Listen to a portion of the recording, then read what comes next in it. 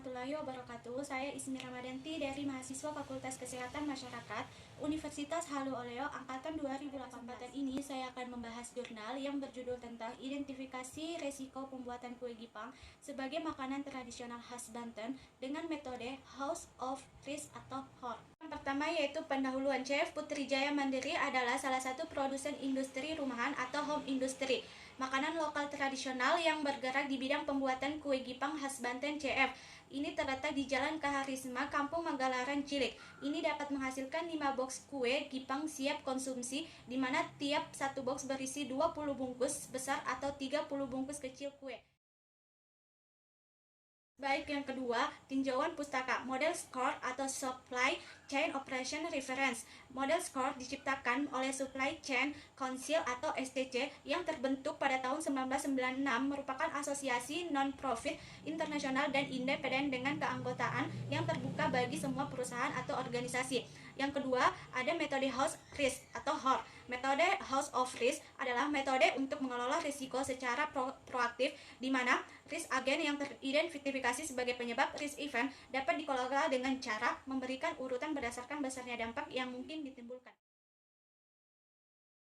Yang ketiga adalah metode penelitian. Metode penelitian terdapat identifikasi objek penelitian. Objek penelitian adalah proses pembuatan kue Gipang sebagai makanan tradisional khas Banten dengan permintaan pasar yang cukup tinggi, terutama menghadapi hari-hari besar keagamaan. Tahap pertama adalah memetakan aktivitas pekerjaan pembuatan kue Gipang berdasarkan model SCORE yang terdiri dari 5 aktivitas antara lain plan, source, make, deliver, return. Observasi dilakukan untuk mengetahui berbagai aktivitas yang dilakukan selama proses pembuatan kue berlangsung. Kedua adalah identifikasi resiko terdapat pada berbagai aktivitas pembuatan kue Gipang yang terdiri dari risk event atau kejadian owner. Identifikasi risk event dilakukan selama aktivitas pekerjaan berlangsung, kemudian dipetakan ke dalam model SCORE. Tahap ketiga adalah penilaian resiko dengan memberikan kuesioner pada pemilik usaha atau owner untuk memberikan penilaian mengenai risiko yang telah diidentifikasi sebelumnya. Penilaian yang diberikan adalah nilai severity atau tingkat dampak untuk risk event dengan skala 1 sampai 10, nilai occurrence tingkat kedatangan untuk risk agent dengan skala 1 sampai 10, dan nilai kolerasi antara risk event dan risk agent dengan skala 0,1,3,9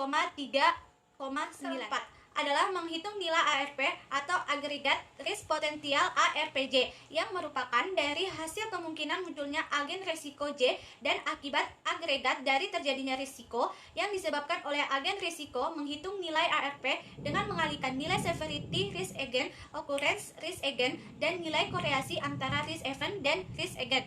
Tahap kelima adalah menentukan prioritas risk agent yang akan dimitigasi. Risk agent yang termasuk ke dalam risiko tinggi dengan nilai kumulatif agregat risk potensial atau ARP sebesar 80% dari total nilai kumulatif ARP seluruh risk agent dengan aturan 80/20 menunjukkan bahwa 20% risk agent menyebabkan 80% risk event.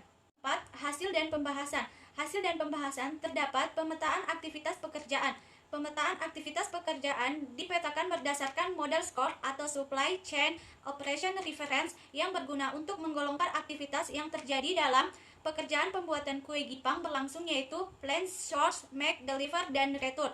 Di bawah ini merupakan pemetaan aktivitas pekerjaan berdasarkan model SCORE. Tabel 1. Tabel kedua adalah identifikasi risk event dan risk agent. Yang terakhir adalah kesimpulan. Berdasarkan identifikasi resiko pekerjaan yang diperoleh beberapa kesimpulan, yaitu identifikasi prioritas risk agent atau penyebab risiko dengan melihat nilai ARP atau agregat risk potensial yang termasuk dalam risiko tingkat tinggi sebesar 80% dari total nilai kumulatif ARP seluruh risk agent adalah kurangnya panas matahari atau A10 dengan nilai ARP sebesar 405 atau 15%, tidak tercapainya target produksi A11 dengan nilai ARP sebesar 324 atau 27%, bahan baku tidak memenuhi standar kualitas A8 dengan nilai ARP sebesar 315 atau 39%, produk rusak gudang akibat penumpukan atau lainnya A17 dengan nilai ARP sebesar 252. Tadi penjelasan singkat saya mengenai jurnal identifikasi